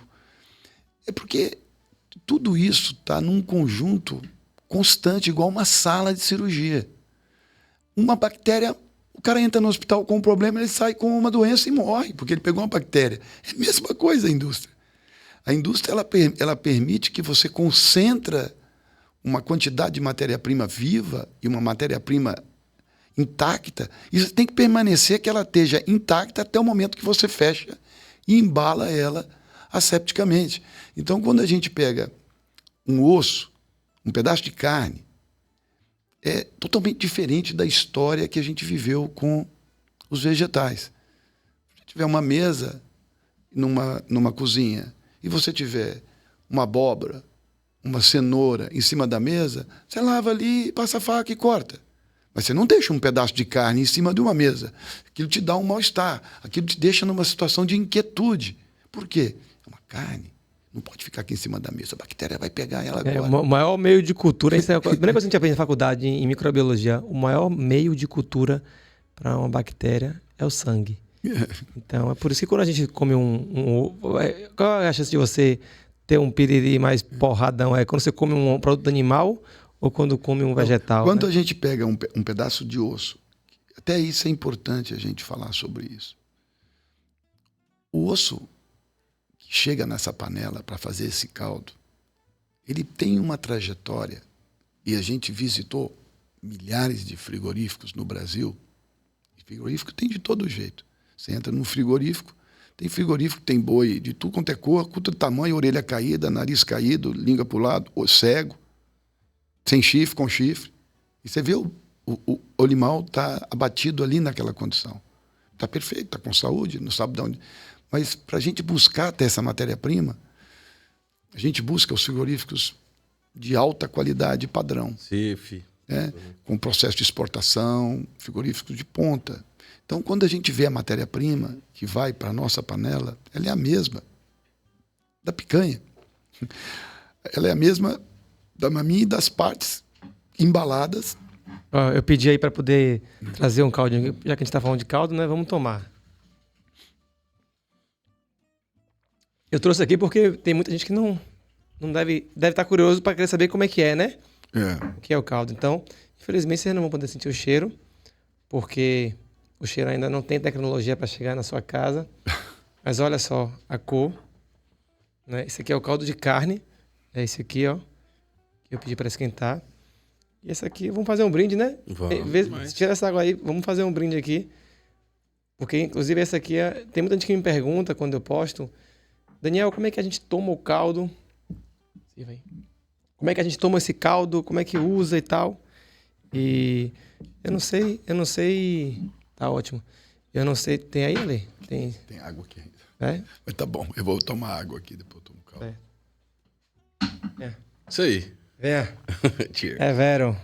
Vero, brother. Pô, Ale, o que eu queria saber de você? Eu sei o processo, mas quero que você fale porque você tem... Eu acho legal que você conta essa história toda aí, né?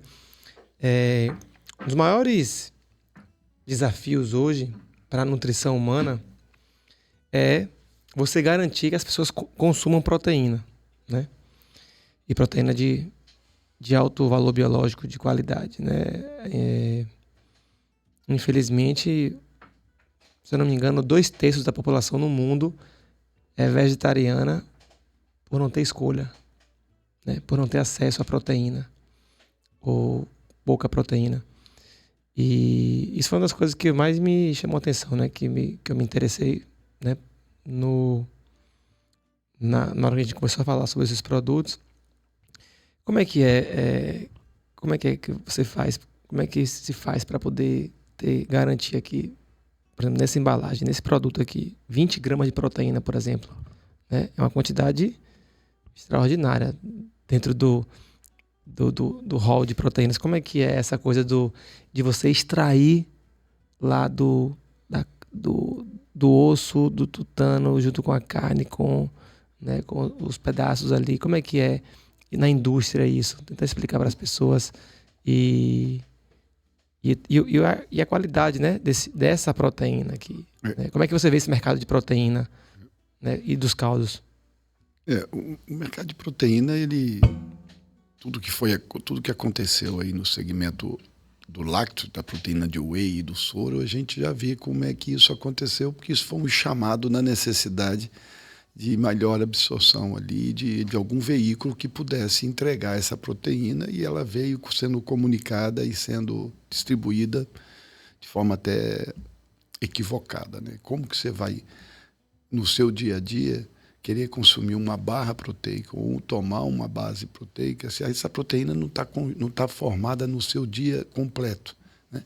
Você poderia se alimentar durante todos os seus períodos durante o dia de um alimento mais completo, de um alimento que tivesse as características que ali pudessem te traduzir isso em consumir o alimento que já tem a sua riqueza natural, né, seus minerais, seus aminoácidos, sua proteína, e um complemento, que aquilo que fosse adicionado não fosse algo que pudesse desconstruir aquilo que está natural e de forma adequada. Você está falando da integralidade, do integral, porque o que é uma coisa que é uma crítica de nós nutricionistas em relação à indústria, é que a indústria tem essa mania de pegar as partes separadas de um monte de coisa, juntar e criar um produto. Por exemplo, o pão integral, né? O pão integral não é a maior parte do pão integral que é vendido. Não é o grão de trigo integral que você moe, tritura e faz o pão integral. É a fibra, uma parte da fibra que vem de um canto, com o germe que vem de outro, com a farinha de trigo, reconstitui tudo, né? Pega o alimento, o grão integral, separa tudo, aí depois vem montando esse quebra-cabeça e se faz um produto. A gente sabe que isso agride muito o alimento, né? Então, quando você pega, por exemplo, que foi uma coisa que me fez assim entrar de cabeça nisso aqui, quando você pega e faz um produto que você está usando o alimento de forma integral, você bota aqui na panela um pedaço de osso que tem carne, você põe ali o alho poró, você põe ali a cebola, você põe aqui o feijão. E é importante que o osso, você não consegue cortar o osso em casa igual a indústria consegue cortar. Você não consegue deixar o osso em partes onde você atinge o núcleo do tutano em casa, porque você não tem instrumento para cortar. E se você for comprar esse osso, que não é o osso que você tem na sua casa de uma desossa que você fez de um pedaço, você vai comprar esse osso onde? Você vai comprar esse osso no açougue?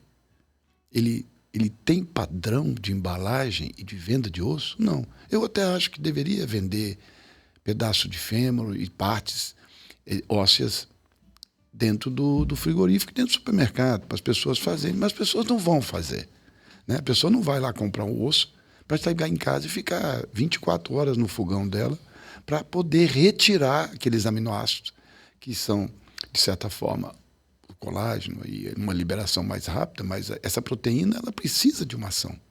E essa ação é pressão e temperatura, e um tempo para que ela possa se desprender e se transportar para a água.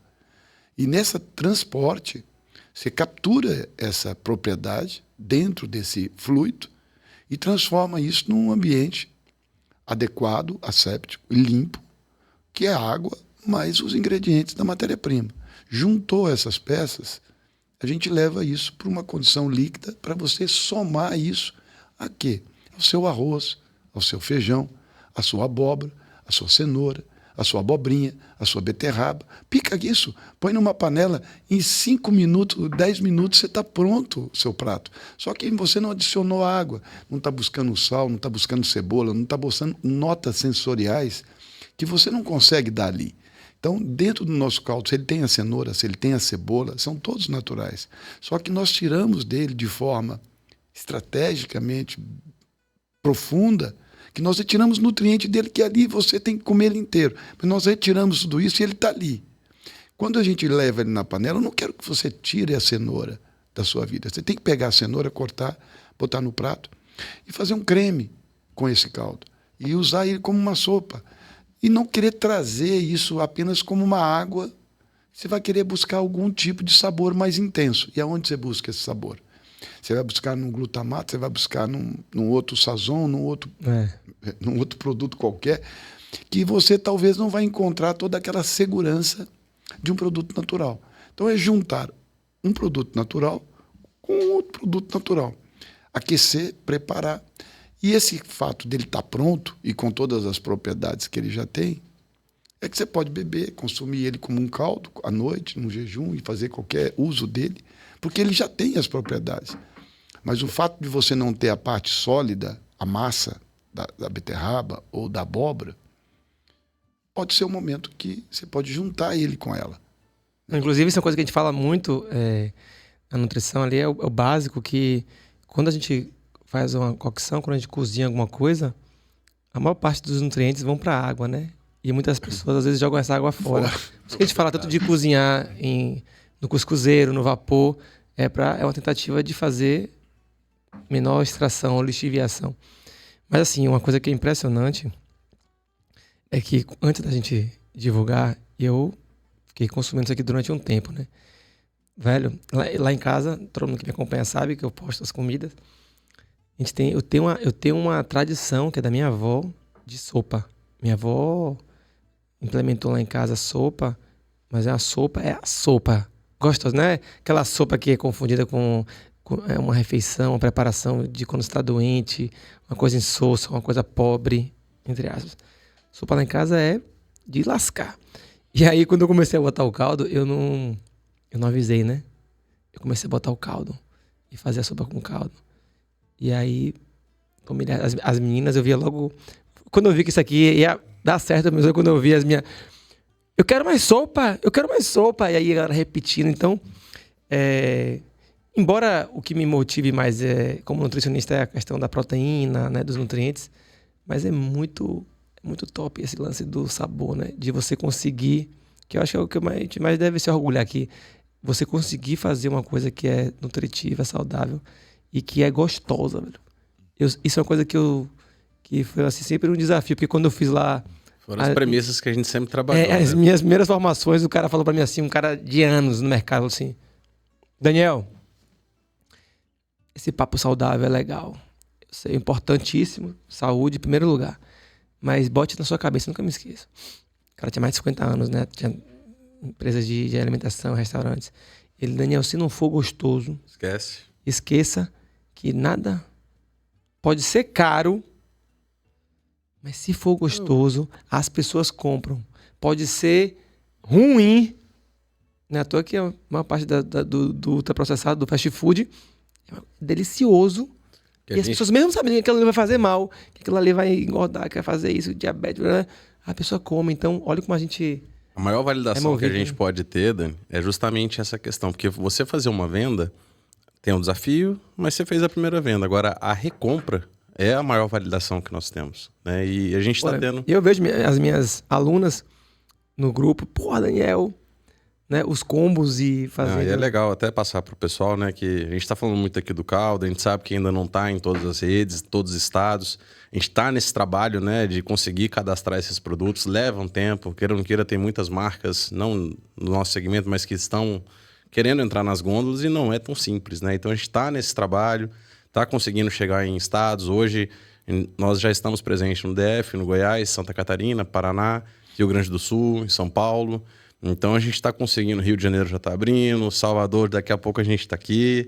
Então assim, a gente está conseguindo abrir Brasil, mas que hoje nós temos a plataforma do site aí que é fácil, né? A pessoa entrar e a gente está até, já de primeira mão, né? A gente já está trazendo uma nova versão do site que vai ter aí vários pontos de recorrência, e vai ser sempre o nosso braço de conseguir lançar produtos, de começar a testar o pessoal.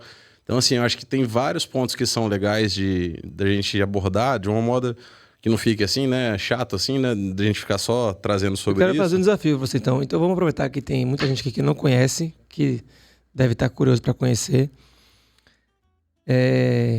Vamos fazer um cupom de desconto, né? Vamos embora. Vou pedir pro pessoal colocar depois na edição. Vamos fazer um cupom de desconto para a primeira compra. Fechado. Aí é com você. Vamos botar? Vamos? Então vou botar aqui na agressivo. tela. Pode ser agressivo? Você que manda, irmão. Pra galera comprar mesmo. Então vamos. Tamo junto. Então pronto, vamos colocar esse cupom de desconto que tá aparecendo aqui na tela agora. Você aponta o celular aí, faz sua primeira compra, tá? Descontaço. E aí eu quero que você volte aqui nos comentários de qualquer postagem, seja no direct, no Instagram ou aqui no YouTube. Quero que você dê o feedback do que você achou, tá? E qualquer dúvida, tem também conteúdo. Eu já gravei um vídeo falando o que é o caldo de ossos, né? Quais são as vantagens, para que serve. Vou gravar um agora, Rafa, para ensinar as pessoas como usar, porque tem muita gente perguntando assim, Daniel, ponto, né? Eu posso tomar assim como você está tomando agora? Né? Então a gente tem diferentes linhas aqui, né, de produtos. E tem tanto o caldo para você fazer seu risoto, sua sopa, seu capelete, aquele capelete que você fez aquele dia, fazer uma carne de panela. Eu acho que o leque de possibilidades um feijão, é enormes. Esse suíno aqui, nem mostrei esse aqui, né? Esse suíno aqui, bicho...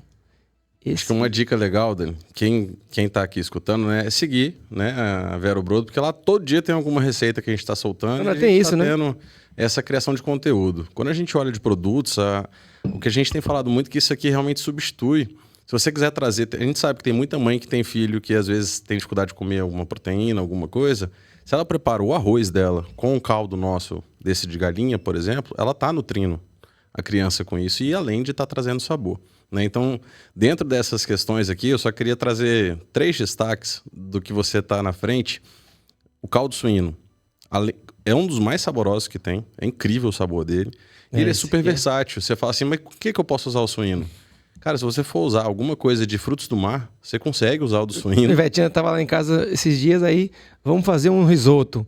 Aí chamamos um casal. O feijão é com suíno. Aí chamamos um casal para fazer o risoto. Aí dar um beijo aí pra Cintia e Túlio.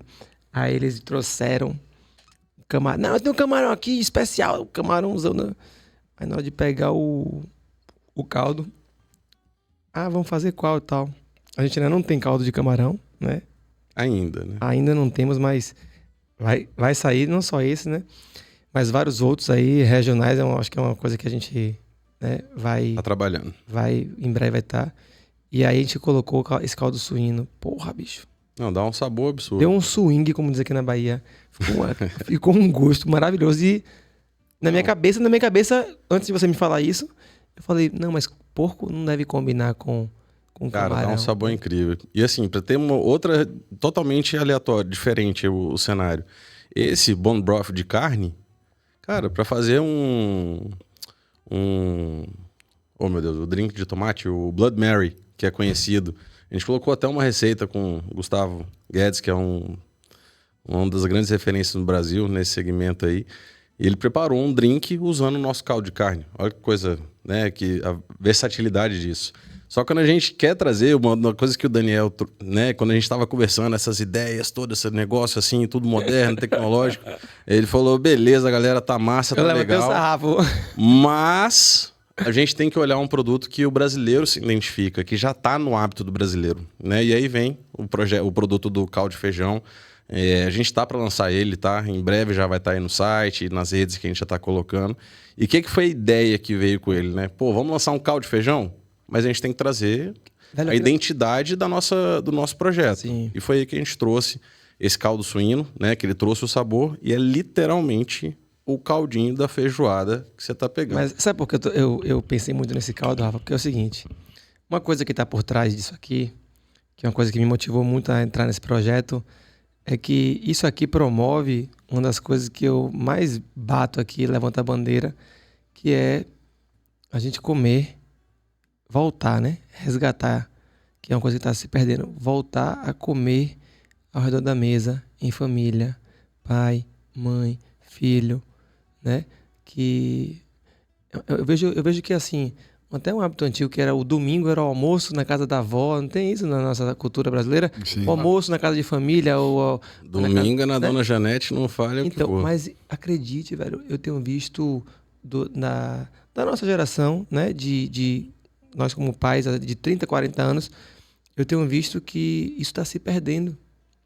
Então, assim, muitas pessoas que eu conheço, e eu recebo muitos e-mails e mensagens quando eu falo sobre isso, falam assim, Daniel, hoje o almoço do final de semana é no shopping. Não que não possa ser no shopping, né, que eu também às vezes almoço no shopping, vou num restaurante e tal, mas a gente é diferente da gente reunir a família. Então, a ideia que está por trás do Aerobrodo e desse caldo aqui, principalmente, é que eu tenho uma memória muito afetiva de, no almoço de família, servir um caldinho de feijão para os desesperados antes da comida estar pronta, sabe? Já O caldinho de feijão, da sopinha de feijão de noite, né? Esse que aí, eu fazia. só para o pessoal ter uma ideia, esse nós trabalhamos com um pouco menos de tempero no sal, nessa questão, porque aí realmente a pessoa consegue trazer para o ponto que ela espera, né? E assim, esse produto, pessoal... Personaliza, no caso. Né? Tá assim, literalmente você joga uma cebolinha, só para falar que fez alguma coisa, uma pimentinha, se tiver uma torresminha fica top, maravilhoso, né? Mas enfim, a ideia é isso, trazer um produto realmente de qualidade, que traga aí proteína, traga nutrientes, mas que traga esse sabor e que remeta isso, né? De trazer de volta à mesa, a família junta, proporcionar momentos de união e isso sempre voltado à alimentação, né? É isso, é um desafio, mas assim, a gente está com essa missão também de trazer isso no site, de trazer receitas que qualquer pessoa consiga fazer, né? E o caldo, ele vai... Facilitar. Não, vai facilitar e vai também trazer o tchan, né, velho? A pessoa que não sabe cozinhar, ela fica muito com vergonha de fazer alguma coisa, apresentar isso para as pessoas e falar assim, pô, tá insosso, não tem como isso aqui, não tem como errar com isso aqui. Não, e o que a gente mais quer é que esse produto não seja um produto nichado, né? Porque às vezes o pessoal fica, nossa, mas isso aí vai ser muito caro, vai ser muita coisa. Não é, né? Tem muita coisa por trás, como a gente já estava falando aqui, toda essa tecnologia que vem, toda essa seleção, enfim, todos esses processos têm um valor agregado em cima do produto. Mas assim, não é um produto que é para ser nichado, não é uma coisa que é para ser exceção, raridade, usar uma vez só na semana, né? A gente quer realmente trazer isso para o dia a dia do brasileiro, poder colocar isso na cultura, né? A gente está aí trabalhando uma nova categoria no Brasil, né? Que a gente sabe que é gigantesca o leque de possibilidades e a gente está muito animado nesse desafio, né? Pô, eu tô feliz demais de estar apresentando isso aqui para vocês, já falei algumas vezes, né? E tava já há um tempo querendo que vocês viessem aqui, né? Deu certo agora a agenda de vocês. E é isso, eu queria saber de você, que eu tô botando muita fé, a gente bota muita fé em você, Ale. O que é que a gente consegue evoluir disso aqui que já tá, né, assim, bem avançado? O que é que você consegue ver no futuro próximo de possibilidades, né, nessa parte da cozinha, de usar o bone broth para fazer outras coisas, sei lá, molhos e tal. Como é que você enxerga isso? A gente já está observando no mercado internacional a presença do caldo em molho e a presença em caldo e bone broth dentro de outra base de alimentos, até em gelados comestíveis, até com café, com cacau. Né? E pet, né, Lê? E pet food, né? Pô, o André Marques, meu irmão, um abraço pra ele aí. Foi a primeira pessoa que eu vi. Uma vez eu fui na casa dele lá no Rio, eu vi ele fazendo uma panelona de comida. Aí eu falei, eu comecei a comer, né? Aí ele, rapaz, tira a mão do rango dos meus cachorros. Ele dá pros cachorros, né? Os cachorros dele estão tão bem, vivem tão bem. A dieta... Ele dá comida... De verdade. Comida que a gente come, pô. Isso é uma tendência, né? Mas era assim que a gente alimentava os nossos animais de estimação na minha época. Há tempos atrás. Há tempos atrás. Quando a gente introduz alguns alimentos rápidos e alguma facilidade, a gente acaba permitindo que, se a gente não procurar entender, a gente vai levar para dentro de casa tudo aquilo que também está disponível. Está disponível, é fácil, você leva. Mas como esse universo do pet foi importante para o Bone Broth? Os animais estão sendo estudados porque a vida deles é de 12, 14, 12 anos. Nós esperamos chegar a qual idade que nós desejamos chegar? Aos 120, 130? E nós queremos buscar trocando peça. Nós podemos talvez continuar com as mesmas peças que nós temos aqui, sem precisar trocá-las, se a gente não destruir essas peças. Então, como que a gente pode prolongar a nossa vida? E como que os animais podem permanecer mais longa vida? Na sua pelagem, na sua alimentação. Os pets estão morrendo com 3, 4, 5, 6 anos do que pets morriam no passado, porque mudou a alimentação. Então, no mundo da alimentação pet, já surgiu a alimentação pet grade humana. Por que grade humana? Aquilo que arrasta uma segurança plena para você dar ao pet o que você próprio queira se dar e cuidar. Então, o Bone Broth já é utilizado em grandes marcas de pet no mundo há muito mais tempo do que um destaque que nós estamos trazendo para o nosso próprio prato.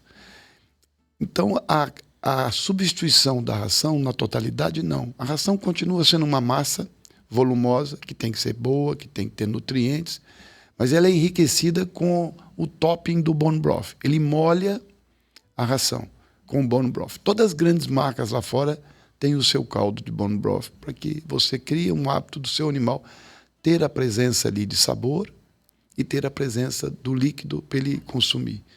O próprio gato precisa não bebe água, ele precisa desse alimento para ele ter uma boa digestibilidade, para ele poder se alimentar. Isso foi interessante, porque quando a gente leva o Bone Broth para dentro de casa, com uma dieta específica para o animal, você tira cebola, alho, pimenta, todos esses elementos, é praticamente um caldo-chefe, um caldo base, que é só a cocção de ossos e algum vegetal, pouco cenoura, talvez aipo, né? Isso é um preparo pronto para o pet, porque ali você tem colágeno, você tem proteína, você tem uma grande cocção e tem muito sabor. Então, o pet ele se adapta muito bem a isso. Então, quando o Bone Broth Pet vai para dentro do lar, todo mundo da família sabe o que o cão come. Todo mundo administra a comida do seu cachorro, mas muitas vezes não administra a comida do seu filho. Verdade. E não observa o seu filho. Como é que estão as fezes dele, como é que estão as infecções, como é que ele está com alergia. Isso aí é bobagem que você pegou. Mas se o seu pet tiver uma infecçãozinha, ou tiver as fezes diferentes, ou os dentes estão estranhos, ou os olhos estão lacrimejando, ou alguma ferida, você vê, porque você passa a mão nele, você adula ele está com você. E você que alimenta ele não tem escolha. Ele alimenta através de você.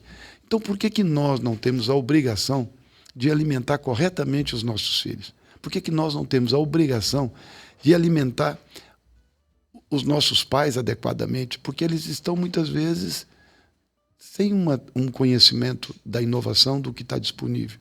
Então, a gente tem a obrigação de alimentar a nossa casa com aquilo que nós vamos hoje buscar fazer, aprender. Eu ouvi uma vez que a pessoa falava assim, nesse mercado digital, se for bom, põe na boca, cospe e joga fora. Não faça isso. Se for bom, isso, né? Procure entender por que ele é bom. Leia, procure entender sobre ele. É muito bom você saber o que você consome. É muito bom você procurar ter esse conhecimento, porque você está cuidando da tua vida, da tua saúde, da sua casa e de tudo que está à sua volta.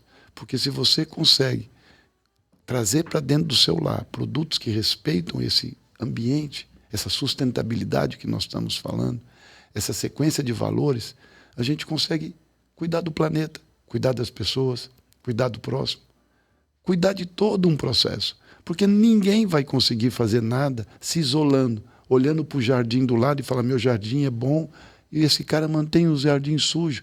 Vai lá e conversa com ele, troca uma ideia, porque o jardim sujo dele contamina o seu. O que ele joga no lixo, e se ele não jogar adequadamente, contamina a sua água, contamina o seu rio. Então nós temos que conversar, nós temos que dialogar, nós temos que ter ideias, nós não podemos nos separar. Eu tenho que tentar compreender o outro, tentar entender por que ele está querendo construir de forma diferente a sua relação com tudo. Então, assim os alimentos. É ruim por quê? Vamos discutir, vamos entender. O que você está entendendo que nós estamos fazendo aqui, que nós não podemos hoje, com uma agilidade, comunicar no site, comunicar diretamente, como hoje nós estamos aqui tentando dar algumas mensagens rápidas sobre o que nós estamos fazendo. O propósito está por trás disso, né? Nós estamos há muito tempo nesse negócio e não vamos parar agora, né? Eu faço isso aqui com amor, eu faço isso com prazer, porque eu não estou fazendo um produto, eu estou cuidando do meu planeta, estou cuidando do meu país, estou cuidando das pessoas. E a gente olha para o Brasil como um grande país exportador. Nós podemos ser o maior exportador do caldo do mundo. E se você imaginar que em algumas redes de supermercado americana consome 6 milhões de litros de caldos por mês, que tem empresas faturando milhares de caldos assim, líquidos e naturais. Então nós temos que buscar escala, nós queremos melhorar os preços, queremos chegar na gôndola mais acessível, esse é o nosso objetivo. Para isso nós temos uma trajetória.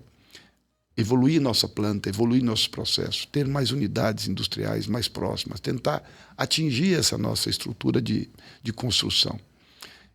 E isso é investimento, acreditar, continuar, que nós estamos num caminho da verdade. Você fala comida de verdade, é a vida verdadeira, a vida de verdade. Tudo que a gente estiver fazendo, nós temos que ser questionado. Nós, como industriais, nós como pessoas que estamos buscando entregar algo, nós temos que falar a verdade. E sempre ter que ser questionado. Você aqui, quantas vezes foi questionado em tentar buscar falar a verdade, buscar falar aquilo que você está procurando. Quando você humildemente fala, poxa, eu falei algo que não é aquilo, vamos debater, pô. Vamos colocar isso na mesa, vamos falar isso de uma forma, e se eu estiver errado, eu volto atrás, né? Então, aprender é o que nós estamos querendo fazer. Aprender com o campo, aprender com a indústria, aprender com os nutricionistas, aprender com os chefes de cozinha, aprender com a sociedade, aprender com as pessoas que dentro de casa fazem algo diferente e deu certo. Então, nosso processo é de aprendizado. E aqui, o nosso aprendizado com grandes empresas de tecnologia é fazer com que elas entendam que elas precisam inovar rapidamente no Brasil. Não é se acomodar que vende e está vendendo, está muito bem. Então, as empresas hoje elas procuram lançar produtos que transformam o propósito delas. Isso para a Tetra Pak, essa linha de produtos no Brasil, que ainda não representa volume nenhum de embalagem para uma Tetra Pak, mas o que está por trás disso? É o futuro, né? É muito além do pomar. Eu gosto de falar essa frase. Muito além do pomar. É muito além da panela. Aqui é muito além de tudo isso. O que nós temos que colocar na panela é o justo, o correto, e temos que colocar no pomar e tirar do pomar de forma boa, sem agrotóxico, com controle, com caixaria certa, com veículos adequados. Isso nós temos que fazer. Agora, quando chega na indústria, nós temos que fazer o nosso papel. Eu fiz uma reflexão essa semana. Essa semana eu tive a visita do CIF e a visita da fiscalização. Ai, que delícia! Da vigilância sanitária. Eu falei, que coisa boa. Me visitem toda semana. Tem indústria que não quer ser visitada? Não, eu quero ser visitado toda semana. Eu quero não colocar um selo na minha porta de certificação. Eu quero que o Brasil me certifique. Eu quero que o Ministério me certifique. Eu quero que esteja seriedade no Ministério. Eu quero que esteja fiscais realmente indo às indústrias para colaborar, para integrar com o empresário e ver melhorias, fazer uma cobrança total do nosso negócio. Nós não podemos hoje ficar calado em nada. Nós temos que colocar, e temos oportunidade para isso, de colocar todas as nossas verdades na mesa. Falar em público, falar em praça, é falar aqui como nós estamos falando agora. Nós estamos falando com um público que um ouve, escutei alguma coisa, vai passar para outro, né? E pelo seu canal, pela sua comunicação, pelo seu ideal, pela sua história como nutricionista, que você quer levar isso como um legado. Estou vendo no seu peito uma mensagem linda, né?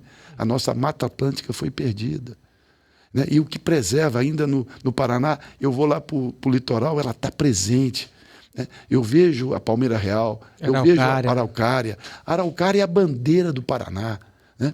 E aquilo é impressionante, a fortaleza. Você chegar numa ave no seu quintal que tem 300 anos. Então, e ela dando fruto, ela dando o peão, você põe na panela. Aquilo é... Onde nós temos no Brasil isso? Né? Então, o Brasil precisa ser reencontrado pelos brasileiros. Nós queremos trazer, através da Vero Brodo, algumas experiências com o camarão sete barba, com outros produtos brasileiros que possam fazer parte da nossa empresa. Quando nós chegamos no Peru e vemos o maíz morado, a títia morada, o milho negro, que é cozido, cocção, com caramelo, cravo e canela e vira uma bebida, aquilo está desde das pequenas casas e até as mansões, todo mundo toma aquele produto. Como nós aprendemos algumas características nossas. Então, se o feijão e o arroz está na nossa mesa, o caldo é um meio de trazer ele de volta com nutrição e sabor. Eu acho que aí tem uma grande... Esse é o nosso guru! É isso. Gostei. Você falou, tirou palavras da minha boca aqui. A gente está chegando a 1h36 de conversa. Rafa, eu queria que você fizesse um fechamento e, enfim, eu quero dizer que eu tô, assim, muito feliz de estar com vocês aqui e nessa jornada, né, que isso fique registrado aqui para a eternidade. O que eu aprendo com vocês, né, e essa realização de um sonho, né, de empreender aqui no Brasil, de fazer algo que a gente se orgulhe de fazer e que eu possa fazer e usar isso na mesa da minha família, que possa, papai que fez isso aqui, viu? Isso aqui foi um trabalho danado, né? A gente estudou muito para poder chegar nisso aqui. Então eu queria dizer que é uma grande satisfação ter vocês aqui, né? E tenho certeza que a gente vai revolucionar e trazer muita coisa bacana, né? E vai ser sempre lembrado. Show. Por isso. Foi um prazer, né? Poder estar conversando, a gente falar um pouquinho, né, dessa complexidade do que é a indústria de alimentos no Brasil. Tem realmente, né? Acho que a gente conseguiu trazer um pouco o quão é necessária ela, né? Para a gente conseguir ter alimentos aí saudáveis, sustentáveis, enfim, de forma que sejam acessíveis, né, para todo mundo. E o que a gente está querendo trazer aqui, né, Dani, fechando essa questão da Vero Brodo em si, é que realmente a gente quer escutar muitas pessoas, né? Então, assim, aproveita quem está aqui.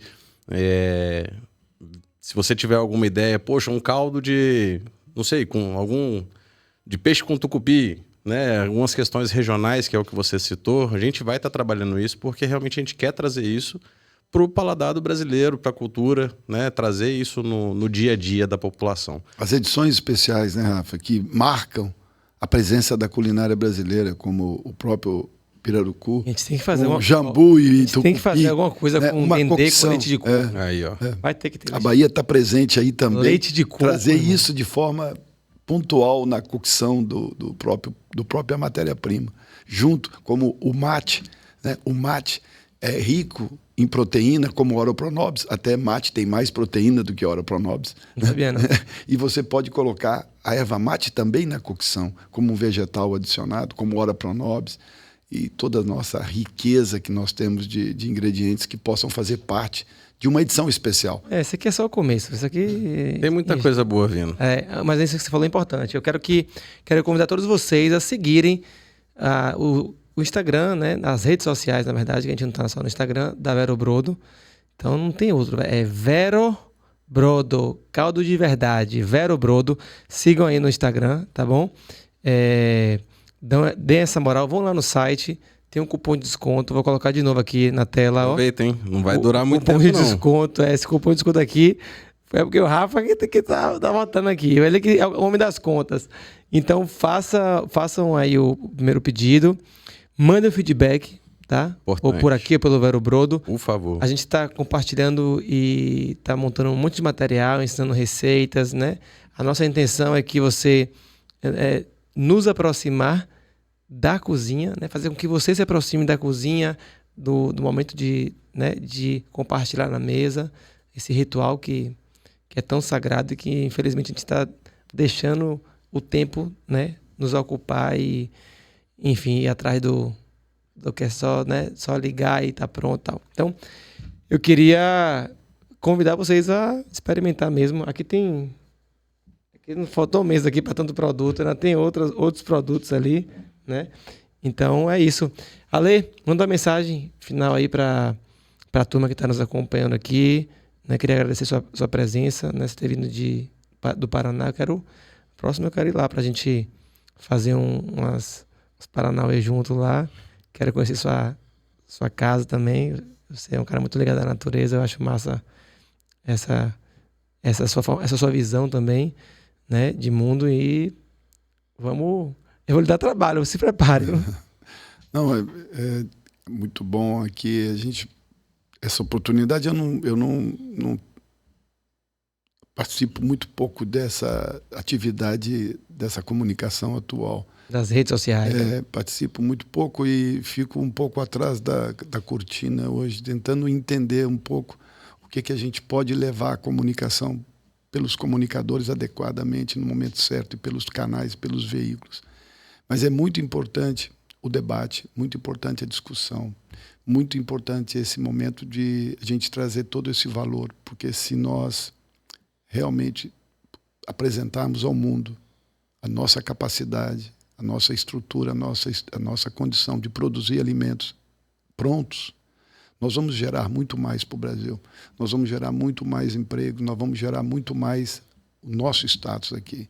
Nós temos capacidade hoje de ter tecnologia de embalagem, tecnologia de processo, em qualquer lugar do mundo hoje. Nós estamos no mesmo nível do que qualquer país. Se a nossa matéria-prima pode ser transformada aqui no Brasil e colocada pronta para o consumo, estabilizado, numa forma processo, com segurança e tudo, nós podemos colocar o nosso alimento no mundo inteiro. Não precisamos exportar containers de navio de matéria-prima brasileira e mandar para fora e não deixar com que aqui grande parte disso traduza isso em riqueza para o povo brasileiro e riqueza, de alguma forma, melhorando também a estrutura nossa do campo, a estrutura nossa de escolas, a nossa estrutura de treinamento. Nós temos que reconstruir o campo brasileiro. O êxito da década de 70, levou aí as favelas que nós temos visto.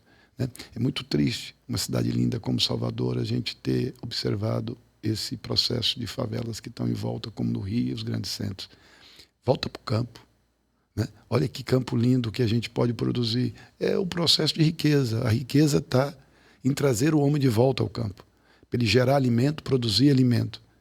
Para o Brasil, nós somos muitos brasileiros que podemos se alimentar melhor da nossa própria matéria-prima e a nossa exportação e os nossos recursos tão vastos. Maravilha, meu irmão. Rafa, mais alguma coisa, alguma consideração?